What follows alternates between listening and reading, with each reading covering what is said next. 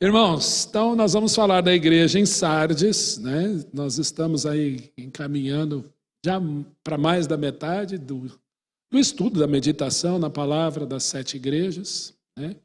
Semana que vem Filadélfia e terminamos então com a igreja em Laodiceia, né? E hoje vamos falar sobre Sardes. Vamos orar. Pai, nós te agradecemos por essa noite, te agradecemos pela tua palavra, pelo que o Senhor nos ensina. Bendito seja o teu nome pelos ensinamentos que o Senhor nos dá através da sua palavra. Oramos assim, pedindo que o Senhor nos instrua, fale, segundo o teu querer, não sobre o meu querer, mas o teu querer. Sob, Senhor, a tua vontade, não, Senhor, a minha vontade ou a vontade de ninguém, mas a tua. Tu sabes, Senhor, que somos, quem somos, o que pensamos, o que fazemos. E oramos agradecidos em nome de Jesus. Amém. Com exceção a uma igreja, a tônica de todas as igrejas é: o Senhor Jesus fala, o Espírito do Senhor Jesus testifica, ou ratifica aquilo que Jesus fala. Há uma recomendação, há um elogio e há uma repreensão. E nós vamos ver, quando estudarmos Laodiceia, por exemplo, que não há nenhum elogio, só repreensão. Mas nós temos aqui igrejas que são elogiadas apenas e não há repreensão, contrário de Laodiceia. E aqui hoje a igreja em Sardes. As igrejas, as 7 igrejas, ficam na Ásia Menor, na região da Turquia, como nós temos falado. E Sardes, ao contrário de Éfeso, por exemplo, ou outras que ficavam em região portuária, Sardes ficava mais para o interior. A cidade de Sardes foi edificada sobre um penhasco, em cima de um penhasco, e ela é cercada por muros, então é uma cidade que durante muitos anos se orgulhava da sua segurança, se orgulhava do seu status de cidade impenetrável ou inabalável. Mas Sardes, um dia, ela é invadida. Ela se descuida, ela é invadida e por 2 vezes ela foi invadida. Interessante, então, que o Senhor vai usar dessa ilustração, desse fato histórico, para conversar com Sardes acerca do que a igreja em Sardes deveria fazer.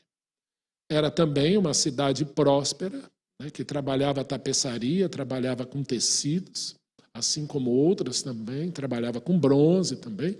Mas Sardes era um lugar conhecido como um lugar onde, principalmente, tapeçaria e tecido era muito comum, tendas e coisas assim. Né? Marcos, se você subir um pouquinho a cortina, ela para de bater. Pode subir. Isso, sobe. Isso, pronto. Não vai mais ficar tac.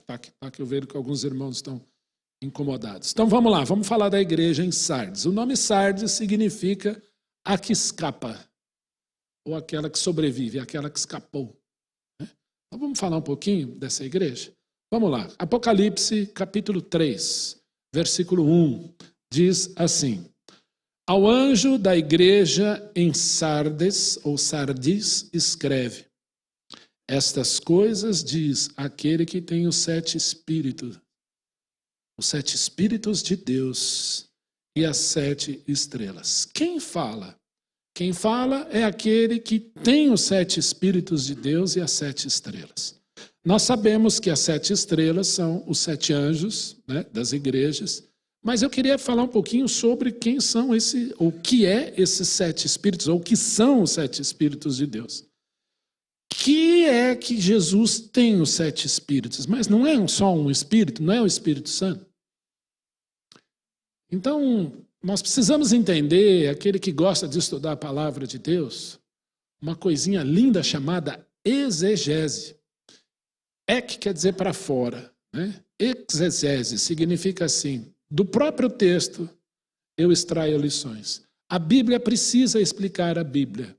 Abra sua Bíblia lá, vou pedir para a Jordânia projetar Isaías capítulo 11, versículo 1. Aos 7 espíritos do Senhor aí. Profeta Isaías com a palavra, profetizando a respeito da vinda do Messias, do Salvador. Nós estamos estudando o livro de Jeremias aqui. E nós sabemos que nos dias do profeta Jeremias, o próprio Jeremias se levanta para dizer que nenhum descendente mais se assentaria no trono de Israel. Então, o tronco foi cortado nos dias de Jeconias, para que ninguém mais reinasse em Israel. Imagina um tronco decepado. E não vai ter mais rei em Israel. Nos dias que o Senhor Jesus nasce, a descendência real direta do rei Davi era um jovem carpinteiro chamado José.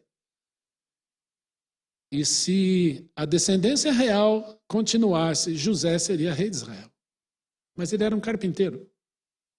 Carpinteiro de Belém, da Judéia, de onde nasceu Davi. Maria também, descendente direta do rei Davi, não era princesa, ela era uma humilde serva do Senhor ali. E disse que se cumpra em mim conforme a palavra do Senhor.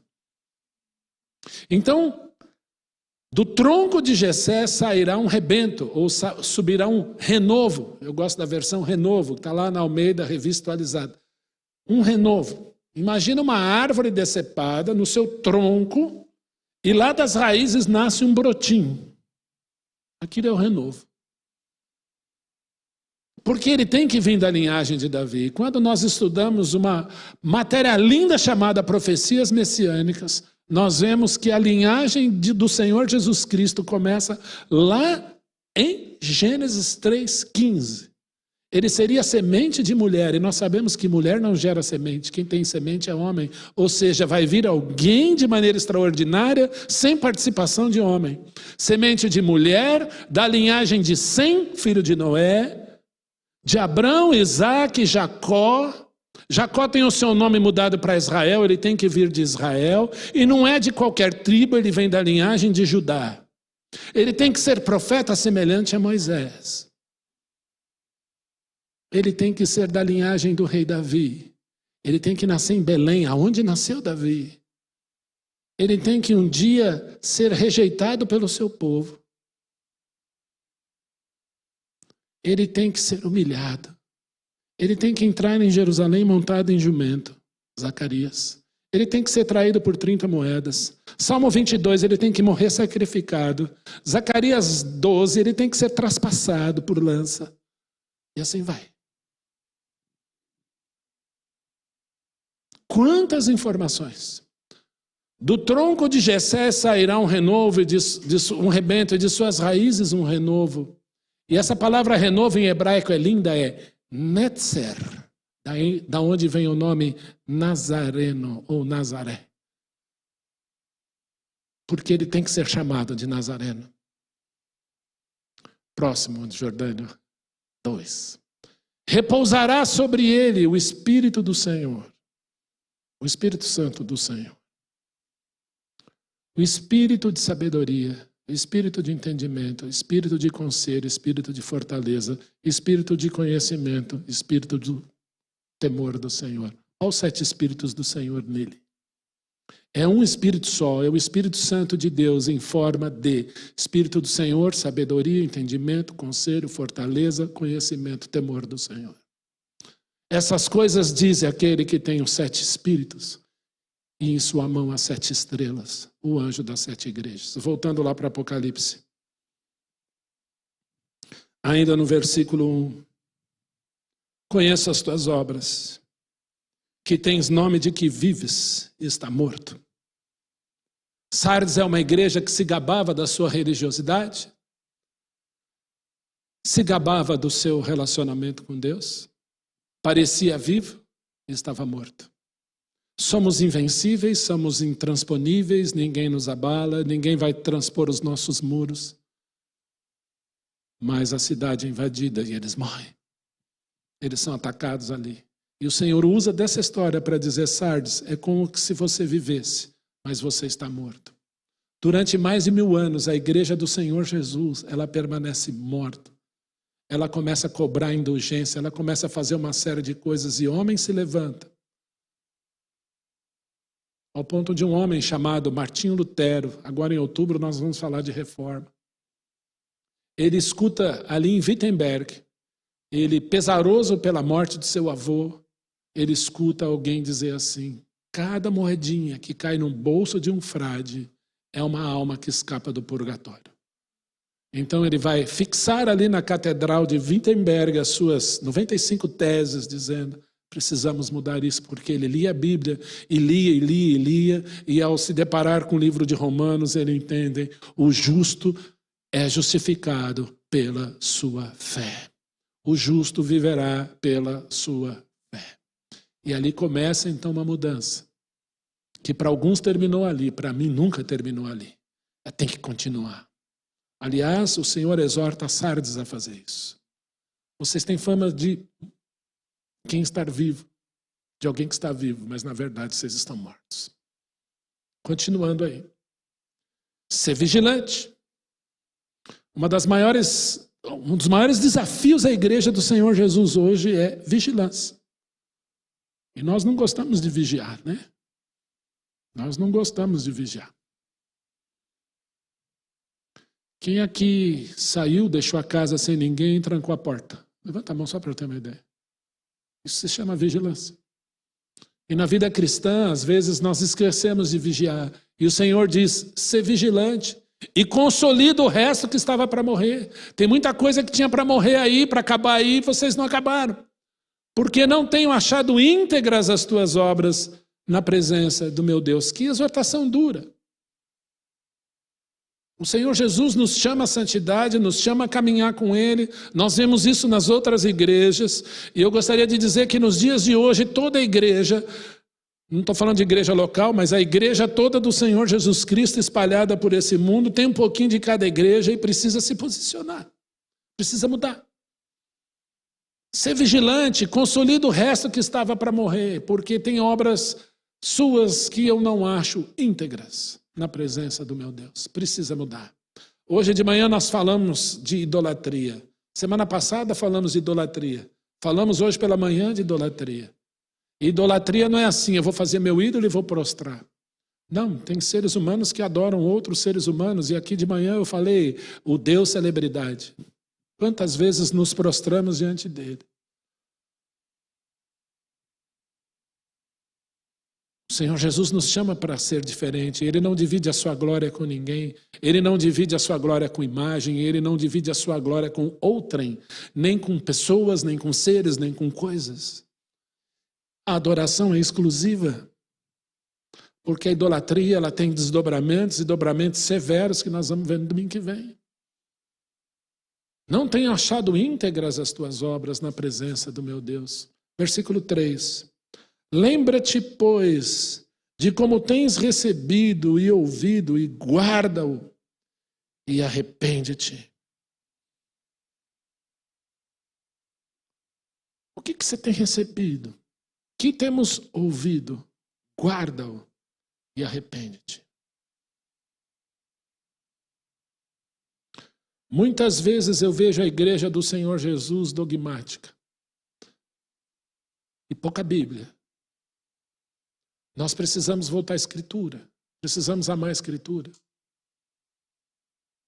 A Escritura é como um alimento. Muitas vezes você até percebe que você está comendo. Coisa boa é quando você chega em casa com fome, aí você faz aquele prato e curte cada garfada. Não é gostoso? Mas às vezes você está no ambiente de trabalho, sai para almoçar com alguém, está comendo e comendo. A Escritura ela precisa ser lida. Nós bebemos água porque temos sede e o Senhor faz da sede uma bênção para que nós possamos hidratar o nosso corpo. Porque se talvez não tivéssemos sede, não beberíamos tanta água tão necessária à vida. E a palavra de Deus é tanto água, a palavra de Deus é tanto água como alimento. E o Senhor Jesus nos convida todo dia a comer um bifão da palavra. E um bife a cavalo ainda, com aquele ovo em cima, bem bonito.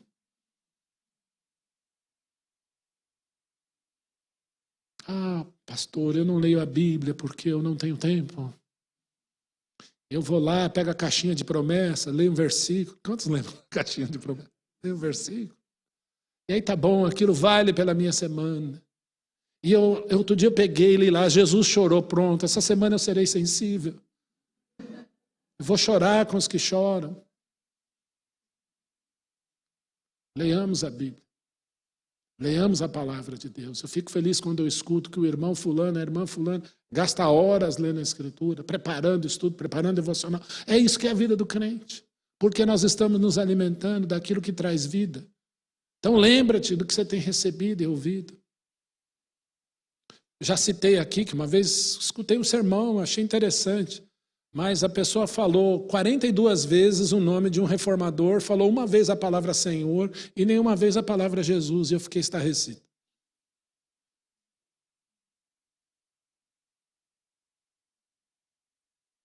Lembra do que tens recebido, ouvido? Guarda-o e arrepende-te, muda.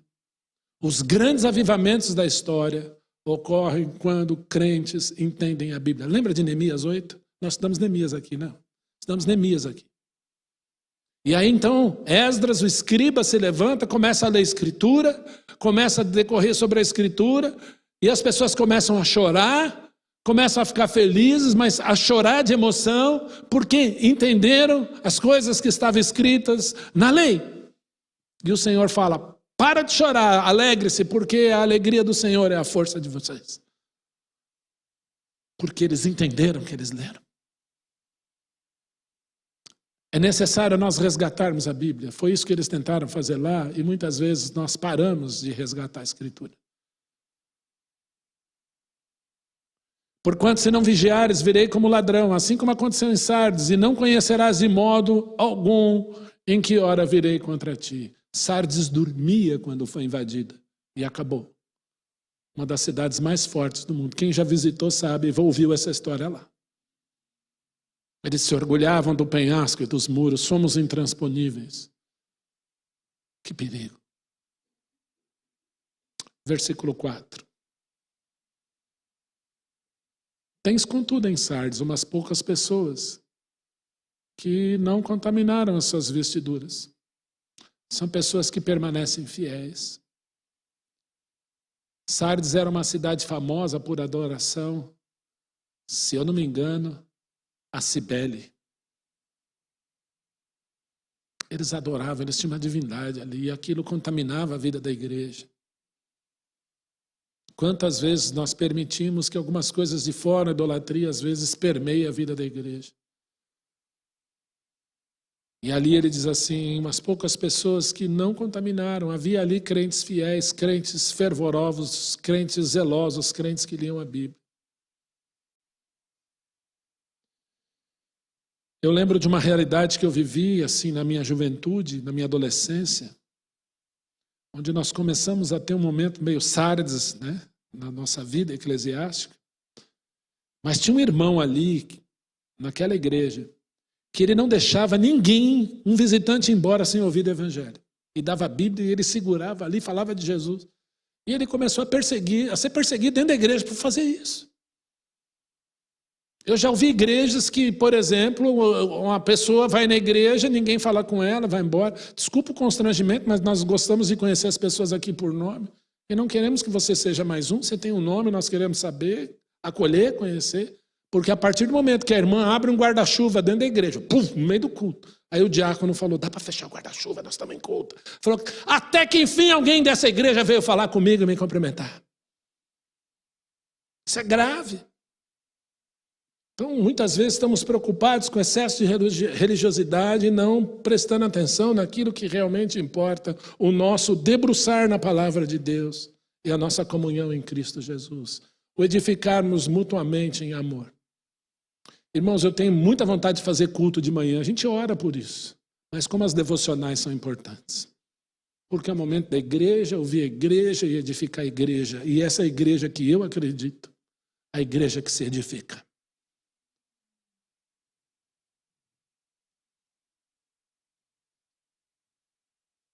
Tens, contudo, em Sardes umas poucas pessoas que não contaminaram as suas vestiduras e andarão de branco comigo, pois são dignas. Eu ganhei, se eu não me engano, esse cachecol do Beto Tavares, há muitos anos atrás. Eu não sei se foi esse ou algum parecido com esse. E hoje eu coloquei as pessoas, pastor. Eu falo, isso aqui não é nada, isso vai ficar aqui. Eu quero a vestidura branca do Senhor. Eu quero andar junto com Ele lá, porque essa é a veste da eternidade, da glória. Isso aqui vai passar. Lá não vai ter aquelas marcas francesas, eu não vou dizer nome aqui, dá uma coceira para dizer, mas não vai ter. Aquelas marcas caras de bolsa, de tênis.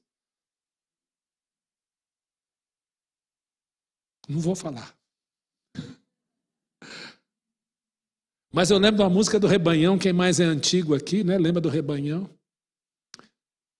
E tinha uma canção que eu vejo alguns sorrindo, isso me deixa feliz. Não sou só eu que sou antigo aqui, né? Mas ele dizia no momento da canção assim, né? A Bíblia diz que quando a figueira brotar, é o sinal que Jesus está para voltar. E trocaremos os nossos jeans pelas vestes brancas do Senhor. E eu gostava de cantar isso. Vão andar vestidos de branco comigo, porque são dignas. Mais ainda, o vencedor será sim vestido de vestiduras brancas. E de modo algum apagarei o seu nome no livro da vida. Quem tem o nome escrito no livro da vida, tem o seu nome lá para sempre. Jamais vou apagar, pelo contrário, confessarei o seu nome diante do meu Deus e Pai e diante dos seus anjos.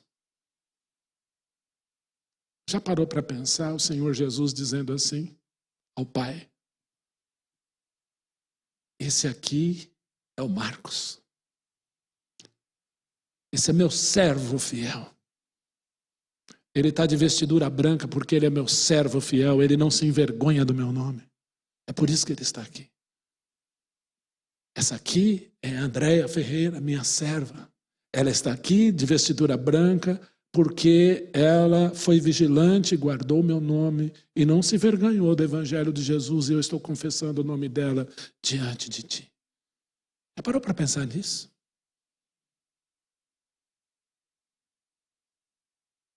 Versículo 6. Quem tem ouvidos, ouça o que o Espírito diz às igrejas.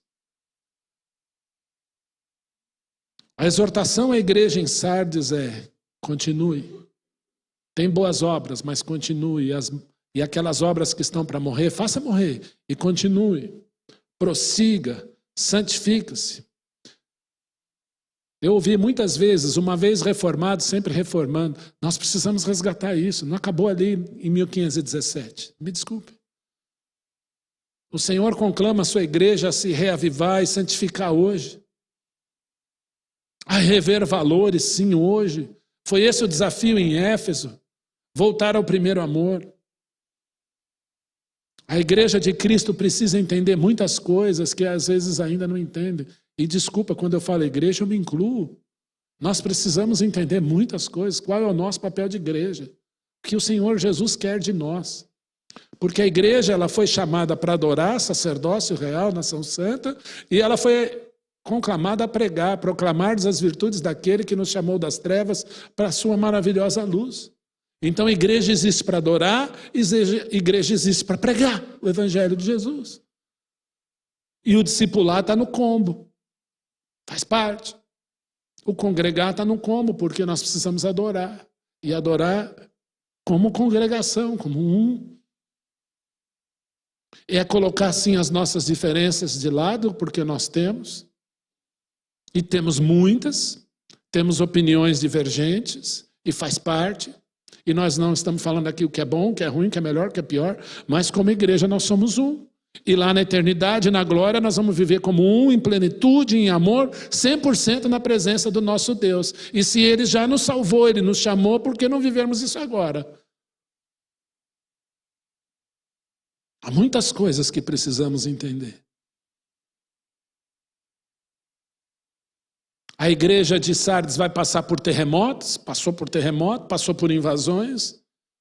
É uma igreja que considerava-se viva, mas ela estava morta. Havia alguns ali que se salvavam.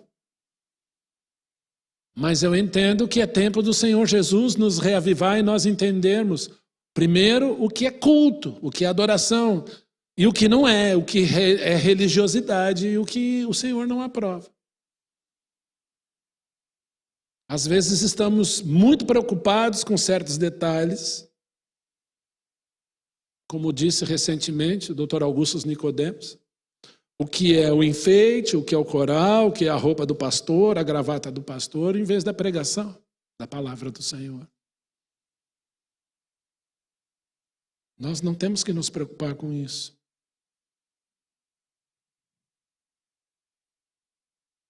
Quantas vezes nós não aturamos o erro do outro? Nós somos implacáveis com o erro do outro, mas nós relevamos os nossos próprios. O Senhor nos conclama a rever isso. Quantas vezes somos implacáveis quando alguém escorrega? O Senhor tem me usado na vida de um pastor que está precisando de carinho, está precisando de perdão, de restauração. E as pessoas só batem. E tudo que ele precisa é de uma mão e de um abraço. Porque eu creio no poder restaurador do Evangelho. Eu creio. Se eu não cresce no poder do restaurador do Evangelho, desculpem, gente, eu jamais seria um pastor. Eu dei um abraço na Zina na hora que ela chegou. Zina, valeu a pena a sua perseverança, né? Ela, valeu, Ion, você era terrível.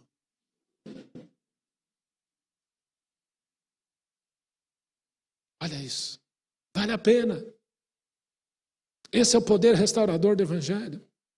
Então nós precisamos rever isso. Quantas vezes você tem tempo para tantas atividades? Você tem tempo para ver o jogo do seu time, para ver a disputa em pênalti do jogo do seu time, para ir naquela festa. Você tem tempo para isso, você tem tempo para aquilo, você tem tempo para dormir, você tem tempo para sair, você tem tempo para ver um filme. Mas a hora de passar 1h15, 1h30 na igreja. Desculpa a minha insistência. Tudo que você ouve aqui, tudo que você aprende aqui, claro que você precisa coar na palavra de Deus. Nós temos uma preocupação enorme, professores de escola dominical, líderes, professores, pastor, nós temos um zelo muito grande, nós queremos ser zelosos, para que fique no seu coração seja a palavra de Deus, mas eu garanto para você que muito do que você ouve aqui você vai levar para a vida e para sempre, o resto passa. Porque foi assim comigo, foi assim com muitos aqui. Quantas vezes eu não queria estar, mas valeu a pena estar. E eu fui para casa assim, obrigado, Jesus, pelo ministério da perseverança e da insistência dos meus pais.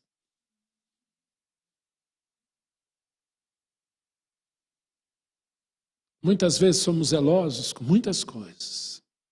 Somos extremamente zelosos com muitas coisas. Com a ordem do culto, com os dízimos e ofertas. Queremos orar em público usando palavras bonitas, mas tratamos o outro mal. Ou não temos um a sós com Deus como o Senhor quer, com qualidade. Deixa eu fazer uma pergunta aqui para você pensar. Você lembra do teu último a sós com Deus? Pastor, eu não lembro. Precisamos ter um a sós com Deus. Seja andando, seja dirigindo. Tenha o seu a sós com Deus. Nada substitui o seu a sós com Deus.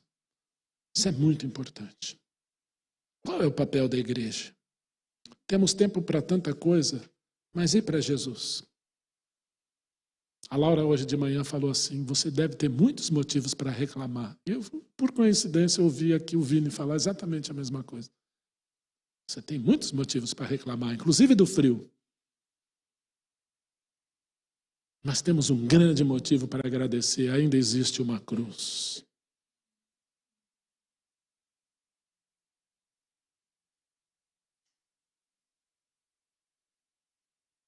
Meus irmãos, eu queria chegar ao fim desse momento, o Senhor Jesus resgatando a sua igreja, reavivar a sua igreja. Durante muitos anos eu cantava aquele hino, né? Fortalece a tua igreja, ó bendito Salvador. Eu gosto da versão antiga. Sem tua graça, ela murcha, ficará sem vigor. Que igreja é essa que a gente precisa cantar isso? Vivifica,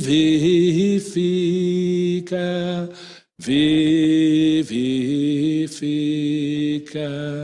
nossas almas, ó Senhor. Vivifica, vivifica nossas almas, ó Senhor. Eu espero que ninguém esteja morto aqui para poder cantar isso, vivifica, mas é trazer de volta à vida aquilo que parece que está murchando. Esse é o convite do Senhor Jesus. Primeiras obras. Consolida em mim, Senhor, aquilo que o Senhor começou em mim. Porque a Escritura diz que aquele que começou a boa obra em vós há de terminar até o dia de Cristo. Crentes não podem se acomodar. Eu sempre digo isso aqui, que andar é o pleno exercício de não cair. A partir do momento que você acha que vai cair, vem uma perna e te impulsiona a andar. O movimento te faz ficar em pé, meus irmãos. Vamos caminhar. Vamos caminhar olhando para Jesus. Esse é o desafio à igreja em Sardes. Reavivar. Eu não sei se há algum dom que está enterrado. Não sei se há um talento que você cavou e enterrou. O Senhor Jesus te ensina, te desafia a caminhar olhando para Ele e reavivar o dom que há em ti. Qual é o dom que está ali, morto, que precisa ser reavivado?